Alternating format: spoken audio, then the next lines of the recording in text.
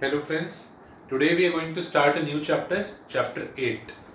हमारा फिजिक्स में चैप्टर 1 से चैप्टर 8 तक बेसिकली ये बहुत बड़ा एक ही यूनिट है.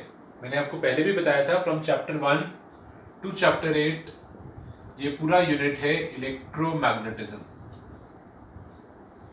तो अब उस यूनिट का लास्ट पार्ट चैप्टर 8 हम डिस्कस कर रहे हैं और चैप्टर 8 में आपके पुराने सारे चैप्टर्स के कॉन्सेप्ट्स यूज होंगे. ये सारे चैप्टर्स चैप्टर 1 से लेकर 8 तक जो भी हैं all of them are inter related.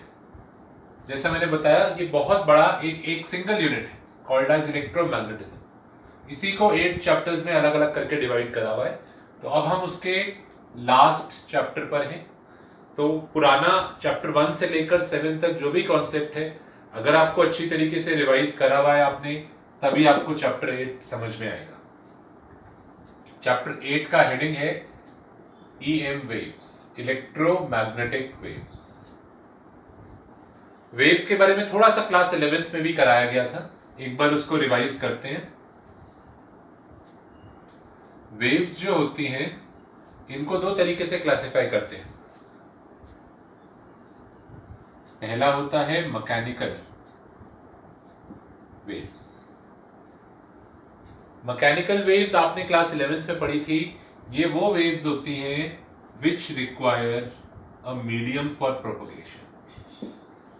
ये वेव्स वैक्यूम में ट्रैवल नहीं कर सकती, कोई मीडियम होना चाहिए, चाहे सॉलिड हो, लिक्विड हो या गैस हो, पर कोई ना कोई मीडियम जरूर होना चाहिए. एग्जाम्पल हो गया इसका साउंड. साउंड वो वेव को ट्रैवल करने के लिए मीडियम चाहिए होता है. ऐसी वेव्स कहलाती हैं मैकेनिकल वेव्स. इसका ऑपोजिट नॉन मैकेनिकल वेव्स. इन नॉन मैकेनिकल वेव्स को हम EM वेव्स भी बोलते हैं, इलेक्ट्रोमैग्नेटिक वेव्स. इन वेव्स को ट्रैवल करने के लिए do not require a medium, यानी they can travel in vacuum also. Medium होगा तो भी ट्रैवल कर लेंगी, मीडियम नहीं होगा वैक्यूम होगा तो भी ये वेव ट्रैवल कर लेंगी. तो इनके लिए मीडियम होना इसेंशियल नहीं है. होता है ठीक है तब भी ट्रैवल कर सकती है, नहीं होता तब भी ट्रैवल कर सकती है. तो this part of mechanical waves was studied in class 11th. EM waves क्यों नहीं तब 11th में ही पढ़ा दिया साथ साथ, क्योंकि EM वेव्स को समझने के लिए आपको इलेक्ट्रोस्टैटिक्स और मैग्नेटिज्म की नॉलेज होनी चाहिए थी. जैसा मैंने बताया चैप्टर 1 टू 8 पूरा एक कंबाइंड बड़ा यूनिट है. तो चैप्टर 8 तभी समझ में आएगा जब स्टार्टिंग के चैप्टर्स आपको आते होंगे. तो इसीलिए EM वेव्स क्लास 11th में नहीं कराया गया था, क्योंकि इसके लिए आपको इलेक्ट्रोस्टैटिक्स मैग्नेटिज्म वो सब पता होना चाहिए.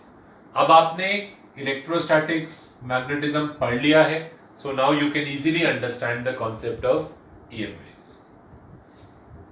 ठीक है, तो let us start with the topic. एक साइंटिस्ट था हर्ट्ज. उसने एक एक्सपेरिमेंट करा पहली बार जहां उसने EM वेव्स को प्रोड्यूस करा और उनको डिटेक्ट करके दिखाया था. क्या था इसका experiment? It was pretty simple.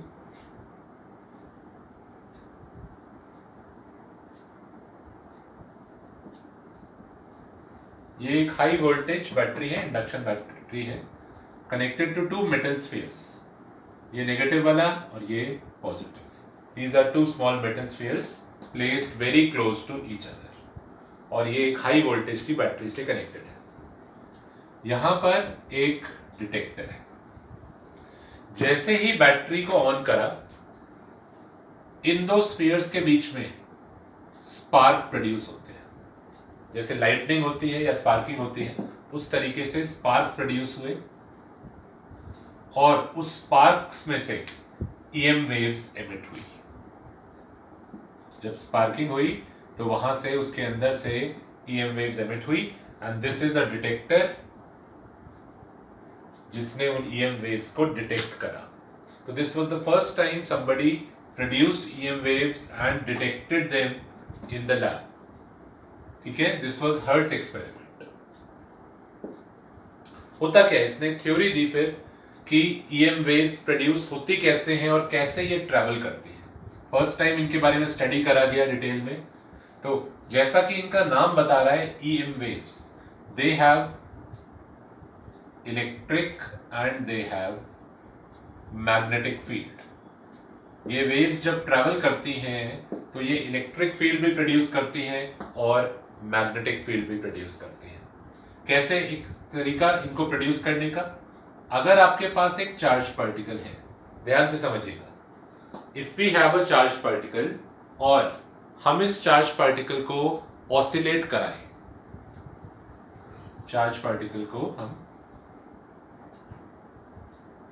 Oscillate करें। अब हम जानते हैं चार्ज पार्टिकल जो है वो इलेक्ट्रिक फील्ड प्रोड्यूस करता है, तो ये अपने चारों तरफ इलेक्ट्रिक फील्ड प्रोड्यूस कर रहा था। अगर आप इस चार्ज पार्टिकल को ऑसिलेट कराएंगे तो इलेक्ट्रिक फील्ड की स्ट्रेंथ बढ़ेगी कम होगी। लेटेस्ट से मैं इस पॉइंट पे नोट कर रहा हूं, तो जब चार्ज पास आएगा इलेक्ट्रिक फील्ड की स्ट्रेंथ बढ़ जाएगी, जब चार्ज दूर जाएगा उस पॉइंट से तो इलेक्ट्रिक फील्ड की स्ट्रेंथ कम हो जाएगी। यानी इलेक्ट्रिक फील्ड की स्ट्रेंथ बढ़ेगी और कम होगी। चार्ज पास आएगा बढ़ेगी स्ट्रेंथ, चार्ज दूर जाएगा कम हो जाएगी। तो इलेक्ट्रिक फील्ड की स्ट्रेंथ जो है किसी भी पॉइंट पे अगर आप देख लीजिए, जब इलेक्ट्रिक फील्ड इस पॉइंट पे नोट करते हैं तो जैसे जैसे चार्ज ऑसिलेट कर रहा है इलेक्ट्रिक फील्ड जो है वो भी वेरी कर रहा है। ठीक है, तो चार्ज के ऑसिलेट करने से it produces a sinusoidal electric field. एक इलेक्ट्रिक फील्ड है और वो टाइम के साथ वेरी कर रहा है। Electric field is changing with time, क्योंकि चार्ज ऑसिलेट कर रहा है ना, पास आ रहा है दूर जा रहा है, पास आ रहा है दूर जा रहा है, तो इलेक्ट्रिक फील्ड चेंज कर रहा है। अब इलेक्ट्रिक फील्ड जब चेंज करता है, ध्यान से सुनिएगा, इलेक्ट्रिक फील्ड जब चेंज करता है तो it produces a magnetic field. ये बहुत इंपॉर्टेंट एक कॉन्सेप्ट है कि इलेक्ट्रिक फील्ड जब चेंज कर रहा है, इलेक्ट्रिक फील्ड के चेंज करने से मैग्नेटिक फील्ड जनरेट हुआ। तो हमारा जो चार्ज था उसको हम ऑसिलेट कर रहे थे, ऑसिलेट करने से इलेक्ट्रिक फील्ड प्रोड्यूस हुआ। क्योंकि इलेक्ट्रिक फील्ड टाइम के साथ चेंज हो रहा था तो उस इलेक्ट्रिक फील्ड ने एक मैग्नेटिक फील्ड जनरेट करा, like this is the magnetic field, और ये इलेक्ट्रिक फील्ड है। जो मैग्नेटिक फील्ड है वो भी टाइम के साथ चेंज कर रहा है, प्रोड्यूसेस अ चेंजिंग मैग्नेटिक फील्ड। तो चार्ज को ऑसिलेट करने से इलेक्ट्रिक फील्ड प्रोड्यूस हुआ, इलेक्ट्रिक फील्ड ने मैग्नेटिक फील्ड प्रोड्यूस करा। अब ये मैग्नेटिक फील्ड जो है it will produce an electric field. ये मैग्नेटिक फील्ड जो है ये फिर से एक इलेक्ट्रिक फील्ड प्रोड्यूस करेगा। यहां बना लेते हैं फिगर में हम, let us denote this as the magnetic field. ये मैग्नेटिक फील्ड है। अब ये मैग्नेटिक फील्ड जो है ये फिर से एक इलेक्ट्रिक फील्ड प्रोड्यूस करेगा। वो इलेक्ट्रिक फील्ड फिर से मैग्नेटिक फील्ड प्रोड्यूस करेगा।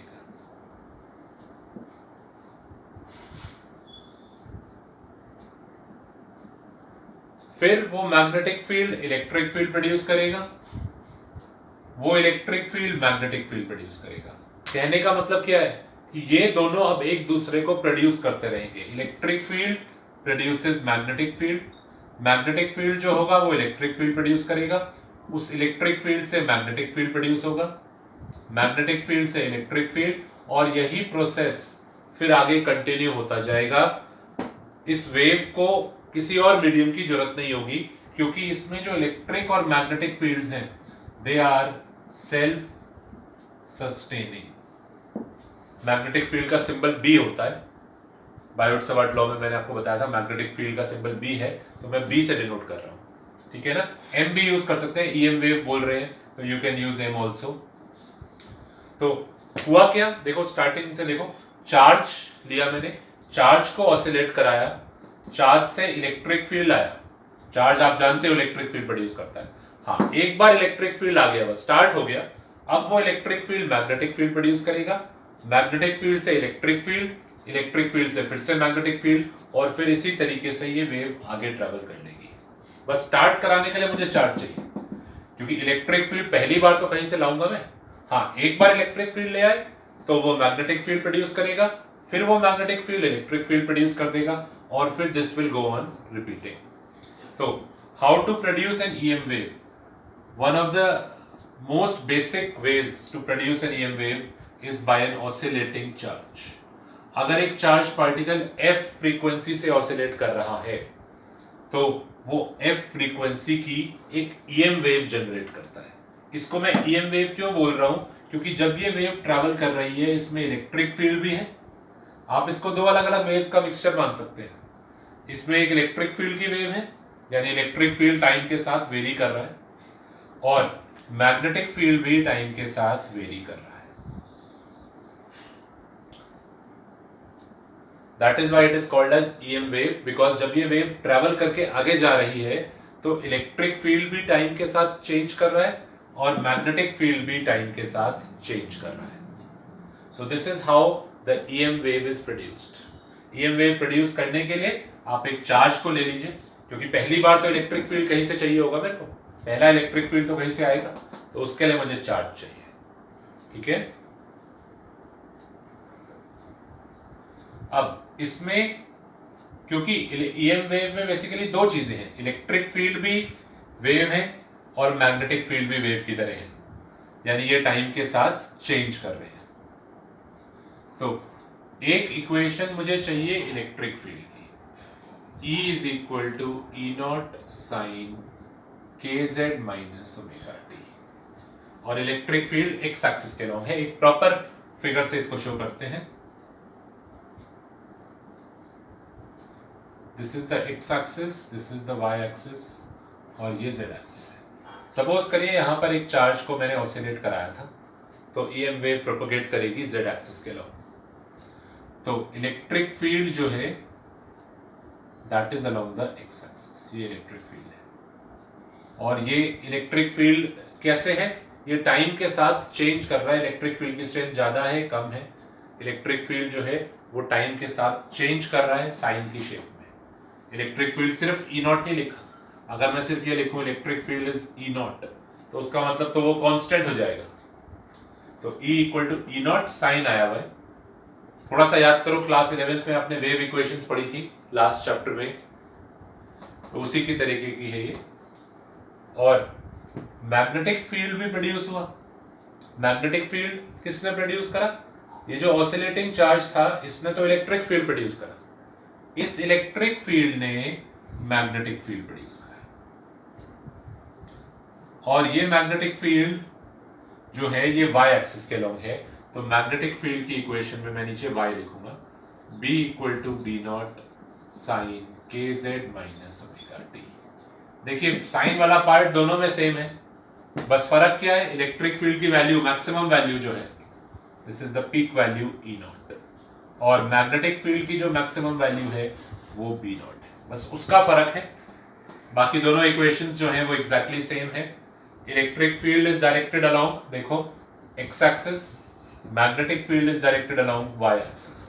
इसके आगे आप लिख सकते हो जे कैप, इसके आगे आप लिख सकते हो आई कैप, या ये नहीं लिखने तो हमने यहाँ पे सबस्क्रिप्ट एक्स और यहाँ वाई लगा दिया। तो these the EM wave, basically जो ईएम वेव होती है उसमें एक इलेक्ट्रिक फील्ड की इक्वेशन है और एक उसमें मैग्नेटिक फील्ड की इक्वेशन है। जब भी ये ईएम वेव ट्रैवल करती है तो इलेक्ट्रिक फील्ड भी टाइम के साथ वेरी करता रहता है और मैग्नेटिक फील्ड भी टाइम के साथ वेरी करता है, और ये दोनों इलेक्ट्रिक और मैग्नेटिक फील्ड एक दूसरे के परपेंडिकुलर होते हैं।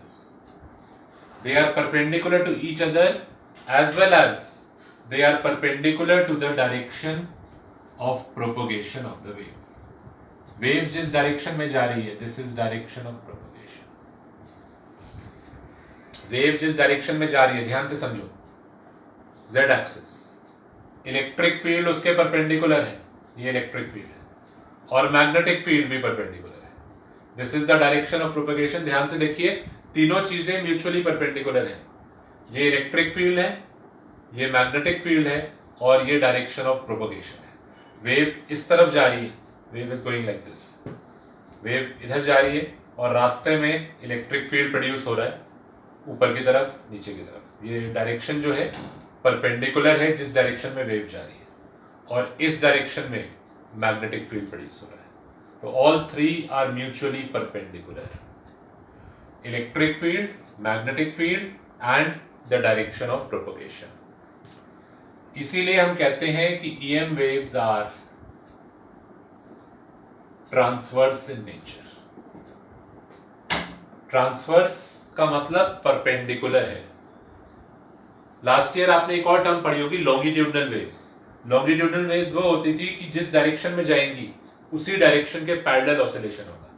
यहां पे ऐसा नहीं हो रहा, वेव जा इस तरफ रही है, इलेक्ट्रिक फील्ड इस तरफ ऑसिलेट कर रहा है, वेव जा इधर रही है, मैग्नेटिक फील्ड इस तरफ ऑसिलेट कर रहा है, परपेंडिकुलर है ये दोनों, ठीक है ना। इसीलिए EM वेव्स जो है they are transverse in nature. तो ये इलेक्ट्रिक फील्ड की इक्वेशन है, ये मैग्नेटिक फील्ड। आप ऐसा मान सकते हैं कि EM वेव बेसिकली दो वेव्स का कॉम्बिनेशन है। जब EM वेव ट्रेवल कर रही है, इलेक्ट्रिक फील्ड वाली वेव भी है और मैग्नेटिक फील्ड वाली वेव भी है। तो it's a combination of two waves, E and M। ये उन दोनों की इक्वेशन है। E नॉट, किसी एक इक्वेशन को समझते हैं। E नॉट क्या है? जो इलेक्ट्रिक फील्ड टाइम के साथ वेरी कर रहा है उसकी मैक्सिमम वैल्यू।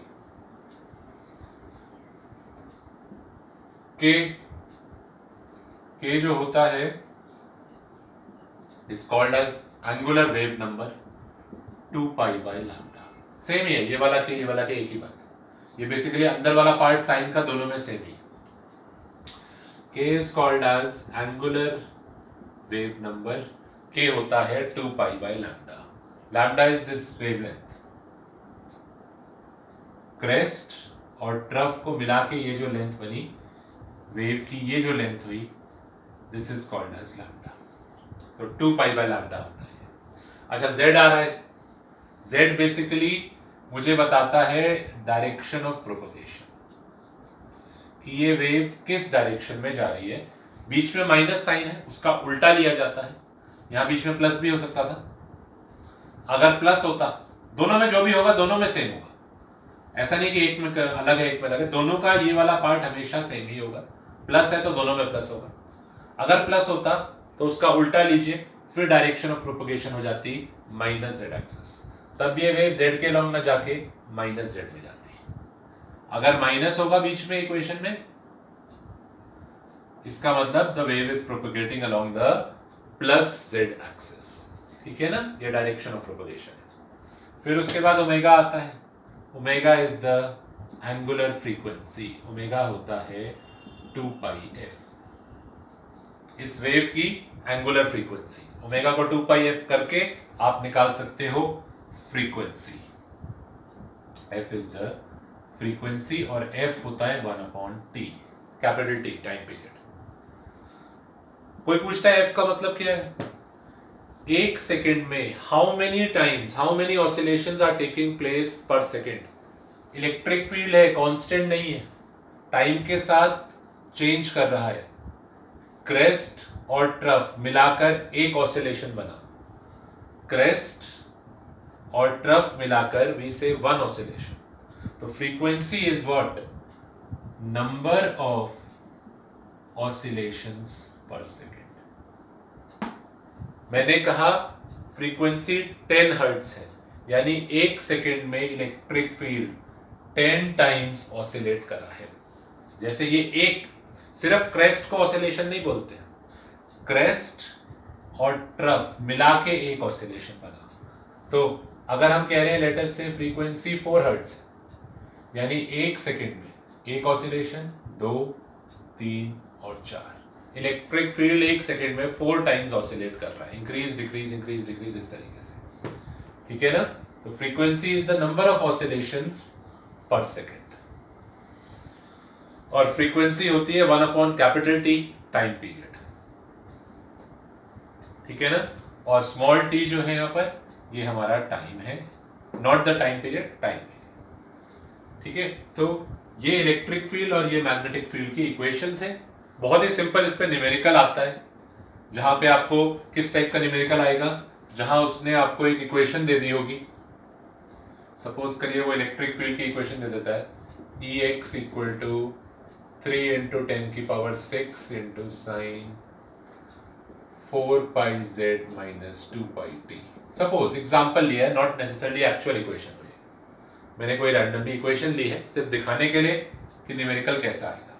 ये इक्वेशन आ गई। यहां से वो आपसे कहेगा कि इस वेव की वेवलेंथ निकालो या इस वेव की फ्रीक्वेंसी निकालो। तो क्या करना होगा आपको, याद रखना t के साथ जो होता है, पहले बाद में मत रखना, ये याद करना t टाइम के साथ जो चीज होती है वो ओमेगा होती है। तो टाइम के साथ देखो ये जो है ये ओमेगा है, ओमेगा 2π हो गया, और ओमेगा होता है 2πf, 2π हो गया, तो फ्रीक्वेंसी आ गई 1 हर्ट्ज, यानी 1 सेकेंड में एक ऑसिलेशन कंप्लीट हो रहा है। अच्छा, वेवलेंथ, तो z जो है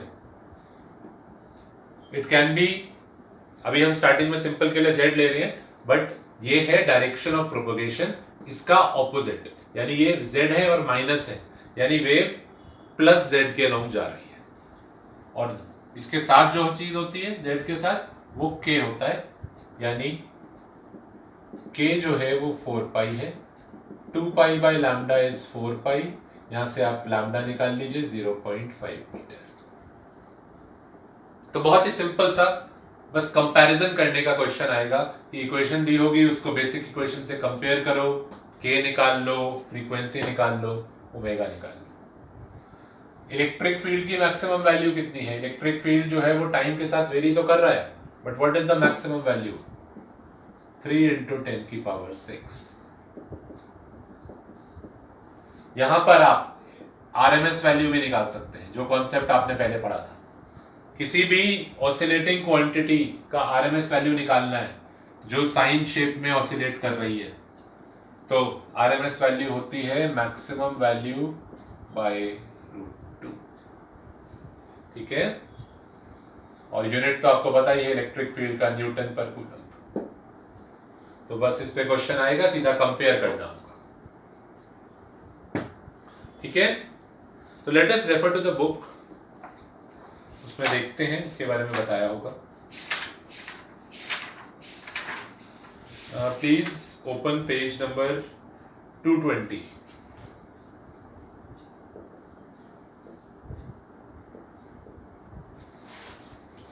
इसमें आप देखिए पेज नंबर 220 पे ये एक फिगर बनी हुई है जो मैंने यहां बनाई है। इसमें इलेक्ट्रिक और मैग्नेटिक फील्ड दोनों दिखाए हैं। This is one of the most important figures. बहुत बार वो आपसे पूछ लेगा कि क्वेश्चन की draw schematic diagram of an EM wave. तो आपको ये फिगर बनानी है। क्लियरली इसमें इलेक्ट्रिक और मैग्नेटिक फील्ड शो करे हुए हैं और ये बात क्लियरली दिख रही है कि ये दोनों एक दूसरे के परपेंडिकुलर है। अच्छा, एक चीज और देखो, इन दोनों में कितना फेज डिफरेंस है। फेज डिफरेंस का कॉन्सेप्ट देखो, इसका फेज और इसका फेज देखो सेम ही है। ऐसा नहीं है कि इसमें कुछ टर्म एक्स्ट्रा हो या इसमें कुछ टर्म एक्स्ट्रा हो, तो दोनों के बीच में फेज डिफरेंस 0 है, ठीक है ना। तो this is very important figure, ठीक है। अब चलिए आगे देखते हैं। इसमें पेज नंबर 221, यहां पर कुछ प्रॉपर्टीज दी हैं ईएम वेव की, ये बहुत इंपॉर्टेंट है आपको याद करनी।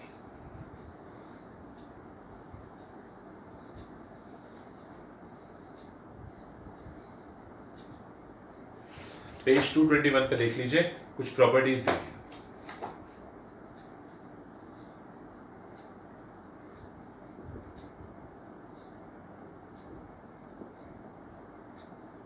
या प्रॉपर्टीज या इनकी कैरेक्टरिस्टिक्स हम पढ़ रहे हैं। तो ये जो ईएम वेव है,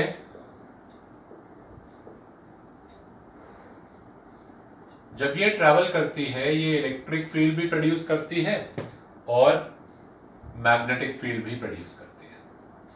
मैग्नेटिक फील्ड की मैक्सिमम वैल्यू B0 है और इलेक्ट्रिक फील्ड की मैक्सिमम वैल्यू E0 है।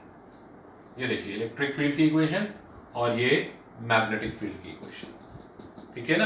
अब पहली कैरेक्टरिस्टिक्स, क्या ईएम वेव का इलेक्ट्रिक फील्ड और मैग्नेटिक फील्ड बराबर होते हैं?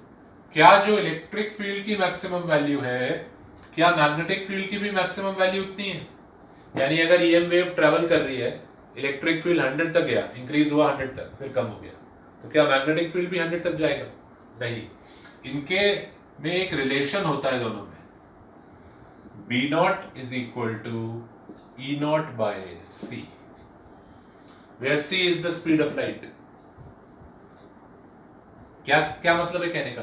कहने का मतलब है कि जो ईएम वेव का मैग्नेटिक फील्ड है वो इलेक्ट्रिक फील्ड से c टाइम्स छोटा है। Magnetic field is c times less than the electric field. ऐसा नहीं है, आपको फिगर में देख के ऐसा लग रहा होगा कि दोनों बराबर है। Figure is not drawn to scale. Figure देख के ऐसा लग रहा है कि इलेक्ट्रिक फील्ड और मैग्नेटिक फील्ड दोनों बराबर ही है, पर दोनों की वैल्यू, इलेक्ट्रिक फील्ड की वैल्यू और मैग्नेटिक फील्ड की वैल्यू सेम नहीं है। इलेक्ट्रिक फील्ड आप कह सकते हो c टाइम्स ज्यादा है, या कह सकते हो मैग्नेटिक फील्ड जो है वो c टाइम्स कम है। ठीक है। अच्छा, सेकंड, ये जो ईएम वेव्स हैं, light is also an EM wave. जो लाइट है that is also an electromagnetic wave, इसके बारे में हम आगे बताएंगे। तो ईएम वेव की जो स्पीड होती है, स्पीड ऑफ ईएम वेव, उसको मैं v से डिनोट कर रहा हूं अभी। It is denoted by the symbol v। It is related to the frequency and wavelength, v is equal to f lambda. एक बहुत इंपॉर्टेंट फॉर्मूला है, स्पीड निकालनी है आपकी इक्वेशन को देखकर। तो कैसे करोगे? यहां देखो ओमेगा है, ओमेगा जो होता है ये 2 पाई f होता है, तो यहां से f निकाल लेना। और k जो होता है ये 2 पाई बाय लैम्डा होता है, तो यहां से लैम्डा निकाल लेना।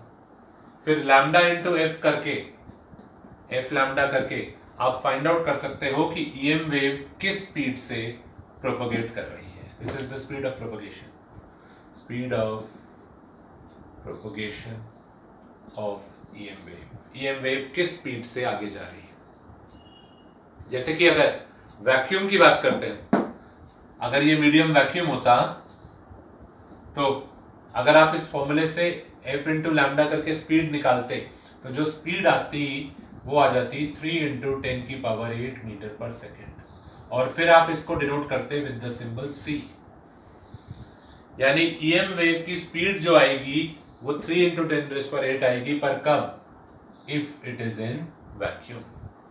पर जरूरी नहीं है वैक्यूम में हो, इट इज नॉट नेसेसरी। पानी के अंदर भी लाइट ट्रेवल कर सकती है। तो ईएम वेव अगर किसी मीडियम में ट्रेवल कर रही है तो फिर आप उसको v से डिनोट करिए, और तब ये वैल्यू 3 इंटू 10⁸ नहीं आएगी। ठीक है ना। 3 इंटू 10⁸ सिर्फ तब आएगी अगर वो वैक्यूम में है। वो आप इस इक्वेशन को देख के स्पीड कैसे निकाल सकते हैं वो मैंने सिखाया आपको। जो वैल्यू ओमेगा की होगी उसको 2 पाई f करके f निकालो, k की वैल्यू से लैम्डा निकालो, f लैम्डा करके v निकाल लो। और इस फॉर्मूले को आप एक तरीके से और भी लिख सकते हो, omega by k. v can also be written as omega by k. कोई कहता है ऐसे कैसे लिख दिया? देखो बात वही है, ये f लैम्डा ही है। ओमेगा होता है 2 पाई f और k होता है 2 पाई अपॉन लैम्डा, लैम्डा ऊपर आ जाता है, 2 पाई कैंसिल हो जाता है, तो ये वही फॉर्मूला आ जाएगा v equal to f lambda. तो the speed of propagation of the EM wave is given by this formula. मैं इसको c नहीं लिख रहा हूं अभी, क्योंकि अगर मैं c लिख दूंगा तो इसका मतलब हमेशा ही c हो गया ये। अगर वैक्यूम होगा तो फिर ये c लिखा जाएगा, कोई और मीडियम होगा तो फिर उसकी वेलोसिटी को v से डिनोट करेंगे। तो अभी मुझे नहीं पता कौन सा मीडियम है, हो सकता है v की वैल्यू 3 इंटू 10⁸ आ जाए, वैक्यूम हो तो तब वो फिर आप उसको c बोल सकते हो। पर हो सकता है ये ईएम वेव पानी में जा रही हो तो उसकी वैल्यू कुछ और आए, तब आप उसको फिर c नहीं बोल सकते। ठीक है। तो जनरल फॉर्मूला है v is equal to f lambda. अच्छा, इसमें ये देखो, सपोज करो कोई ईएम वेव है मैं लाइट एग्जांपल ले रहा हूँ, कई सारी और ईएम वेव्स भी आपको बताएंगे अभी। Let us take the example of light. अगर लाइट वैक्यूम में है तो उसकी जो स्पीड आएगी, ये जो v होगा, ऊपर वाले फॉर्मूले को रेफर कर लेते हैं, नीचे वाला सेम ही है। वैक्यूम में उसकी स्पीड होगी c। ये जो वैल्यू आएगी इसको आप 3 × 10⁸ आएगी सॉल्व करके, you denoted by c। Suppose करो ये वैक्यूम से किसी और मीडियम में गई, लेट अस से वाटर के अंदर गई। जब लाइट पानी के अंदर जाएगी अब उसकी स्पीड c नहीं आएगी, अब उसकी स्पीड आएगी v, यानी it will not come out to be 3 × 10⁸, it will be less than 3 × 10⁸। यानी ईएम वेव की स्पीड, कोई भी मीडियम ले लीजिए, water, oil, any other medium, glass, उसमें उसकी अगर आप स्पीड निकालेंगे इस फॉर्मूले से तो वो 3 × 10⁸ से कम ही आएगी। सिर्फ वैक्यूम में स्पीड 3 × 10⁸ आती है। तो EM waves have the highest speed in vacuum. Light की स्पीड सबसे ज्यादा है वैक्यूम के अंदर, और सिर्फ उस केस में उसको हम c से डिनोट करते हैं। किसी भी और मीडियम में चली गई लाइट, पानी में, ग्लास में, ऑयल में, तो जो वैल्यू आएगी वो इससे छोटी ही आएगी, और अब आप उसको v से डिनोट करेंगे। ठीक है, तो एक चीज याद रखिए, ऑल ईएम वेव्स, कोई भी ईएम वेव हो, वैक्यूम में उसकी स्पीड सबसे ज्यादा है 3 × 10⁸। इससे ज्यादा किसी भी मीडियम में नहीं हो सकती। कोई भी मीडियम में वो जाती है ईएम वेव तो उसकी स्पीड इस वैल्यू से कम ही होगी। ठीक है ना? अच्छा, अब कोई पूछता है ऐसा क्यों है?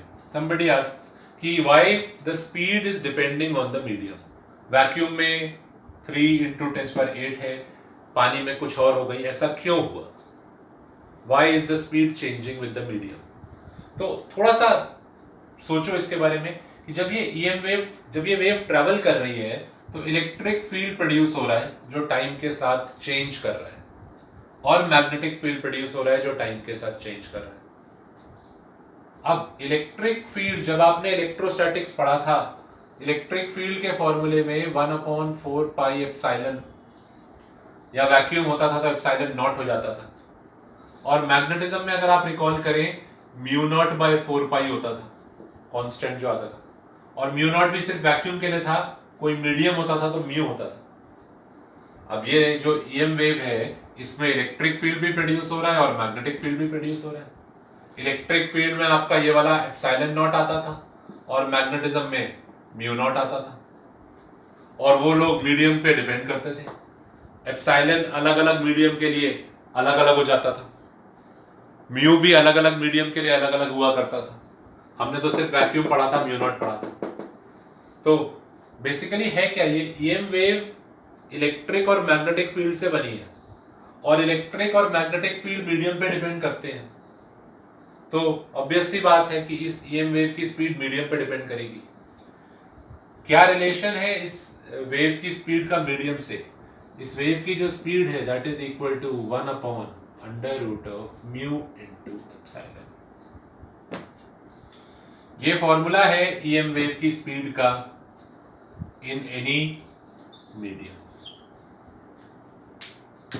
आप ये सोच सकते हैं कि यहाँ वेव की स्पीड में ये म्यू और ये एप्सिलॉन क्यों आ रहे हैं, क्यों ये दोनों टर्म्स आ रही हैं? एप्सिलॉन क्यों आ रहा है? क्योंकि इलेक्ट्रिक फील्ड की टर्म है एप्सिलॉन, 1/4π एप्सिलॉन। वैक्यूम होता था तब आप एप्सिलॉन नॉट लिखते थे, और वैसे तो एप्सिलॉन होता था ना, that is coming because of the electric field term. अच्छा, मैग्नेटिज्म में जो μ0/4π था, वैक्यूम के लिए μ0 था पर वैसे तो म्यू होता था, तो मैग्नेटिक फील्ड है उसकी वजह से म्यू आ रहा है। तो the velocity of the EM wave is given by 1/μ epsilon. You can clearly see the role of electric field and magnetic field. Electric field की वजह से एप्सिलॉन की टर्म आ रही है, और मैग्नेटिक फील्ड की वजह से म्यू वाली टर्म आ रही है। ये this is the electrical permittivity, this is the magnetic permeability. ये आपने पढ़ा था चैप्टर 1 में, ये आपने पढ़ा था चैप्टर 4 में। तो जैसा मैंने बताया, हमारा पुराने सारे चैप्टर्स का यूज होता है यहाँ पर। तो this is a formula for speed in any medium. अच्छा, अब अगर वैक्यूम हो जाए, if the medium is vacuum. Vacuum के लिए तो आप एप्सिलॉन नहीं लिखेंगे, एप्सिलॉन नॉट लिखेंगे, और म्यू नहीं लिखेंगे, म्यू नॉट लिखेंगे, ठीक है ना। 1/4 पाई एप्सिलॉन नॉट लिखते थे, मैग्नेटिज्म में म्यू नॉट बाय 4 पाई लिखते थे, है ना। तो हमारा जो फॉर्मूला हो जाएगा वो हो जाएगा 1/√ऑफ म्यू की जगह म्यू नॉट आएगा और एप्सिलॉन की जगह एप्सिलॉन नॉट आएगा। तो अगर वैक्यूम हो गया तो ईएम वेव की स्पीड का फॉर्मूला ये हो जाएगा। और इसको अगर आप सॉल्व करते हैं, you already know the value of mu naught 4 pi into 10⁻⁷, और एप्सिलॉन नॉट की वैल्यू भी आपको पता है 8.85, हमने चैप्टर 1 में कराई थी वो वैल्यू, वहां से देख लेना। तो यहां से अगर आप वैल्यू डाल के सॉल्व करेंगे तो this will come almost 3 into 10⁸ metre per second. और इसको अब हम डिनोट करेंगे विद द सिंबल C, क्योंकि ये वैक्यूम के लिए है, ये वैल्यू आ रही है, it is denoted by the symbol C। कोई और मीडियम ले लीजिए, एनी अदर मीडियम, इसकी वैल्यू जो आएगी वो 3 इंटू 10⁸ से छोटी ही आएगी, ठीक है। और फिर आप इसको V से लिखेंगे, this is for medium, this is for vacuum,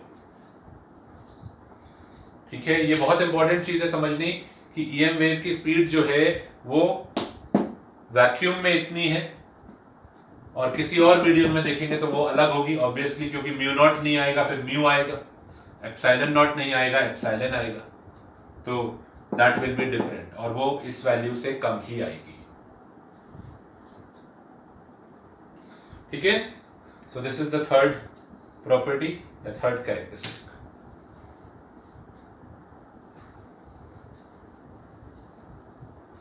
अब आगे देखते हैं कि जो ईएम वेव्स होती हैं they are neutral. EM waves जो है उसमें ऐसा नहीं है कि कोई चार्ज है, जब ईएम वेव ट्रेवल कर रही है इट इज न्यूट्रल। आप कोई एक्सटर्नल इलेक्ट्रिक फील्ड या मैग्नेटिक फील्ड लगाएंगे तो ऐसा नहीं है कि वो ऊपर की तरफ या नीचे की तरफ मुड़ जाएगी। ये बहुत ही सिंपल सी बात है, अगर आप लाइट ट्रेवल कर रही है, आप मैग्नेट रख देते हैं, कोई फर्क नहीं पड़ेगा, सीधी चली जाएगी। आप पॉजिटिव नेगेटिव चार्ज रख देते हैं, कोई फर्क नहीं पड़ेगा, सीधी चली जाएगी। It is not deflected by charges और it is not deflected by any magnets. यानी ईएम वेव जो होती है वो न्यूट्रल होती है, ठीक है। तो हमने अभी कुछ प्रॉपर्टीज देखी, there are some more properties, we will discuss them next time. Next class में हमारा ये चैप्टर खत्म हो जाएगा, it's a very small chapter और कुछ टॉपिक्स इसमें से डिलीट भी हो गए हैं। तो today we have discussed some properties of EM waves, some characteristics. बाकी जो रिमेनिंग प्रॉपर्टीज हैं आप एक बार रीड करो अपने आप, read from book, we will discuss them in the next class. अभी के लिए एक क्वेश्चन आपको बता देते हैं, एक बहुत इंपॉर्टेंट क्वेश्चन जो इन इक्वेशंस पे आ सकता है।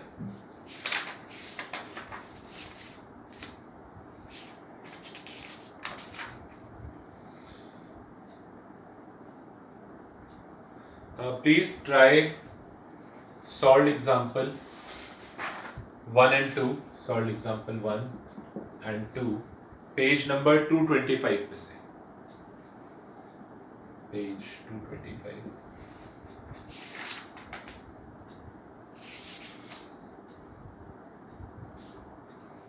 और सॉल्व एग्जाम्पल 15, ठीक है ना। ये 3 सॉल्व एग्जाम्पल ट्राई करो, सॉल्व एग्जाम्पल 1, 2 एंड 15 ये ट्राई करिए। और एक अनसॉल्व न्यूमेरिकल प्रैक्टिस असाइनमेंट का न्यूमेरिकल 31 और 34 दो करो, 31 and 34, this is from page 229, ठीक है ना। साथ साथ करोगे तो और अच्छा समझ में आएगा। जो मैंने इक्वेशंस कराई हैं ये दोनों, और कुछ 3-4 मैंने प्रॉपर्टीज डिस्कस करी हैं, उस पे बेस्ड ये क्वेश्चंस आपने अभी जस्ट क्लास खत्म होते ही करने हैं। कोई अगर आपको टॉपिक नहीं समझ में आता है तो अगेन आप वीडियो को दोबारा से देख सकते हैं, but this is very simple. एक बार आप बुक से भी रीड कर लो तो मोस्टली चीज़ें आपको समझ में आ जाएंगी, ठीक है, अब नेक्स्ट क्लास में इस चैप्टर को हम कंप्लीट करेंगे। Okay, thank you.